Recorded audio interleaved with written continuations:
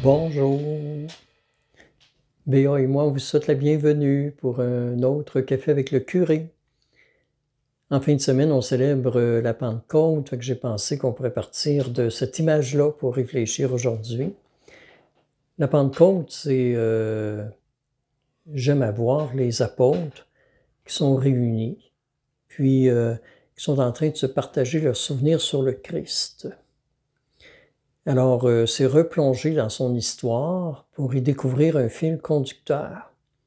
C'est pour ça que pour le café avec le curé ce matin, je vous propose la tasse qui fait partie du set de vaisselle que ma mère a reçu en cadeau de noces. Elle s'est mariée en 1952. Alors, c'est une invitation à faire le tour de ses souvenirs personnels pour y détecter peut-être dans une relecture la présence de Dieu. Alors, on peut commencer notre réflexion en réfléchissant, par exemple, avec les apôtres. Moi, j'imagine facilement Jacques, qui raconte la tempête apaisée. On peut facilement s'imaginer Philippe. Philippe, c'est celui qui pose toujours les questions que personne n'ose poser. Alors, Philippe, qui avait fait le tour pour trouver des pains pour nourrir la foule à la multiplication des pains. Alors, il raconte ce récit-là qui l'a fasciné sur Jésus. Pierre, lui, je vois facilement raconter sa marche sur les eaux. André, il peut raconter la pêche miraculeuse. Jean pourrait parler de la transfiguration. Alors là, j'entends Matthieu qui dit c'est tellement beau ce que vous dites que moi, je vais mettre ça par écrit. Mais Pierre, il dit c'est vrai que c'est beau, puis il faut le mettre par écrit. Mais il faut surtout le communiquer aux gens autour de nous. On ne peut pas garder ça pour nous tout seuls. Et c'est là qu'on constate que tous ces petits souvenirs ou ces grands souvenirs, toutes ces petites flammes mises les unes au contact des autres vont produire le fruit, le feu de l'Esprit Saint. Et là, j'entends un prêtre du diocèse, un de mes amis qui disait « Moi, là, quand je regarde ma vie, j'ai l'impression que Dieu, il appelle toujours des gens qui n'ont pas de compétences à sa suite. Et à qui dit oui, il donne au fur et à mesure toutes les compétences dont on a besoin. » Fait que l'important, c'est pas de voir Dieu, mais c'est de savoir que Dieu nous voit, puis que Dieu nous a choisis, puis si on dit oui, ben on reçoit les compétences nécessaires au fur et à mesure de notre cheminement. L'important, c'est de savoir que Dieu nous voit.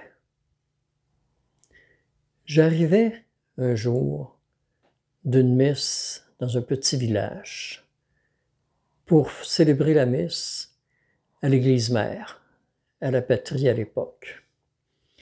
Puis, en arrivant à la patrie, je constate qu'il y a une maison qui est en feu. Alors, je ne vous cache pas que ce matin-là, les gens étaient tous au feu. Il n'y avait pas eu grand monde à la messe. Je me suis même demandé si c'était pas mieux que j'aille au feu moi-même. Puis quand je suis allé après la messe, faites ça vite. C'est pas la messe qui a été la plus longue dans ma vie. Alors, quand je suis allé au feu après la messe, j'entendais le père de famille qui criait après son enfant au deuxième étage parce qu'il était désespéré de le savoir encore dans la maison. Puis que là, il devait arriver dans une fenêtre, puis lui criait « Saute en bas ». Alors le jeune, il dit « Je peux pas, c'est plein de fumée, je te vois pas, puis j'ai peur ». Et là, le père a dit « Saute, moi je te vois, puis je vais t'attraper ». De toute façon, il y avait 400 bras en bas qui étaient capables de l'attraper. Alors, le jeune a fait confiance, puis a sauté. C'est son père qui l'a attrapé. Pour moi, c'est un peu ça la Pentecôte. Dieu qui nous voit, Dieu qui nous dit « Va de l'avant, je suis avec toi, je vais t'attraper, je vais t'aider, je vais faire route avec toi. » Alors, Ça me rappelle aussi, puis j'ai conté ça, je compte ça aux jeunes. J'ai conté ça une fois, puis une madame a dit « Pas ton histoire insignifiante. » J'ai dit « Oui, elle est bonne. » Je vous la conte, une histoire niaiseuse, je le sais, mais elle est révélatrice. Alors, c'est l'histoire d'un bûcheron qui part pour aller bûcher, comme il le fait tous les matins, qui amène son dîner avec lui. Puis, à un moment donné, il coupe un arbre, il en sort une fée. La fée lui dit « Merci, monsieur, vous m'avez libéré du mauvais sort qui m'avait été donné par une sorcière. Elle m'avait mis prisonnière dans un arbre au milieu d'une forêt très dense. Puis elle m'a dit, tu seras libéré de cet arbre-là si un jour quelqu'un coupe l'arbre. » Mais avec le développement de la civilisation, l'avancement du village, finalement, on a fait une corvée, puis on a abattu les arbres, et puis mon bûcheron, il a coupé cet arbre-là. Fait qu'il était bien chanceux, il a libéré la fée. Alors la fée lui dit, pour vous remercier, je vais vous récompenser en vous exaucant vos 3 premiers vœux. Elle est excitée, c'est comme gagner la loto, ça, aujourd'hui. Fait que, il s'en va chez eux, amène son dîner, il dit à sa femme, j'imagine ce qui vient de m'arriver. Il dit, j'ai libéré une fée de son arbre, puis elle va exaucer nos 3 premiers vœux. Fait qu'il faudrait bien ne pas gaspiller nos vœux, puis penser comme il faut à ce qu'on va demander. Fait que là, la femme est toute contente aussi, puis elle dit, ben, assis-toi puis dîne, j'ai fait du bœuf haché pour dîner. Fait que, correct, il s'assit, elle est tellement contente. Elle dit, quand on est heureux, tout est encore meilleur, c'est encore plus beau dans la vie. Elle dit, ce bœuf haché-là, je le trouve tellement bon à midi, qu'il me semble que j'en prendrais plein le salon. Plouc! Premier vœu, le salon est rempli de bœuf haché. L'homme est choqué. Tu viens de nous gaspiller un vœu. Pour ta pénitence, tu mériterais qu'il te sorte du bœuf haché par le nez. Plouc! Deuxième vœu, il sort du bœuf haché par le nez. Puis le troisième vœu, ben ils l'ont gaspillé pour arrêter le deuxième. Alors, ça finit avec du bœuf haché. Je vous disais qu'elle était niaiseuse, mon histoire. Mais je compte ça à des jeunes, puis je leur dis, c'est quoi la différence entre l'Esprit Saint puis ma bonne fée? Alors là, les exemples sortent. Premièrement, on n'a pas besoin de libérer Dieu. C'est plutôt lui qui nous libère. Deuxièmement, Dieu ne nous exauce pas selon nos caprices. Il sait discerner ce qui est le plus important, puis il sait nous faire prendre conscience de ce qui est le plus important pour nous. Ensuite, on pourrait mentionner que Dieu ne crée jamais de division. Dieu fait aussi en sorte que même un échec peut devenir un dépassement pour nous. Puis même un échec, souvent même les échecs, nous aident à grandir dans la vie. Je vous raconte tout ça, puis là, je me sens en lien avec un livre que je viens de lire, que je trouve extraordinaire. Un temps pour changer, par le pape François. Il y a des perles dans ce livre-là, de page en page.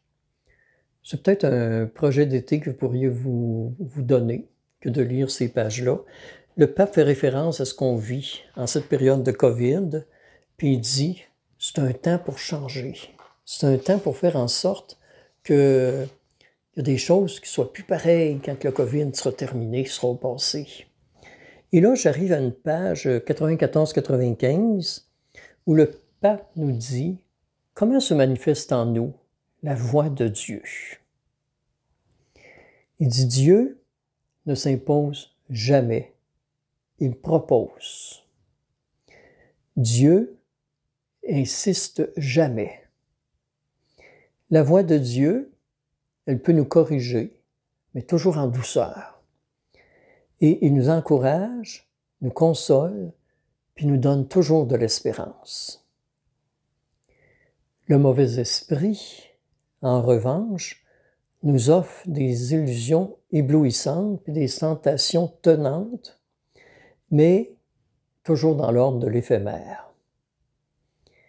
L'ennemi, il est insistant, alors que Dieu respecte notre cheminement.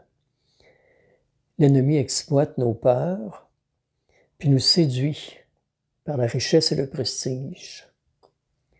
Il nous détourne du présent en nous faisant concentrer notre attention sur les peurs de l'avenir ou la tristesse du passé.